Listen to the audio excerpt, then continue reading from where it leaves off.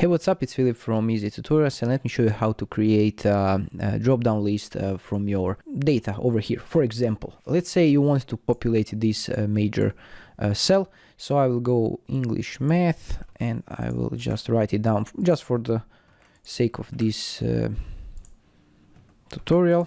Okay, now I will delete this, and now I want to have drop-downs over here, so I can choose from over here. To do that, select the range, go to data, go to data validation, and over here select list from a range.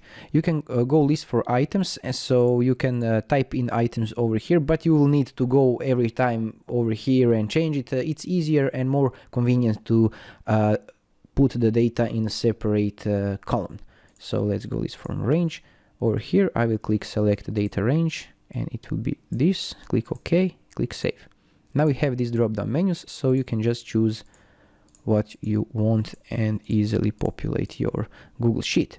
And to add checkboxes, it's very easy. Select over here, for example, and go insert, click checkbox, and it will add lots of checkboxes that you can click. And this is it. If you find this helpful, let me know in the comments below, and see you in some other tutorial. Bye bye.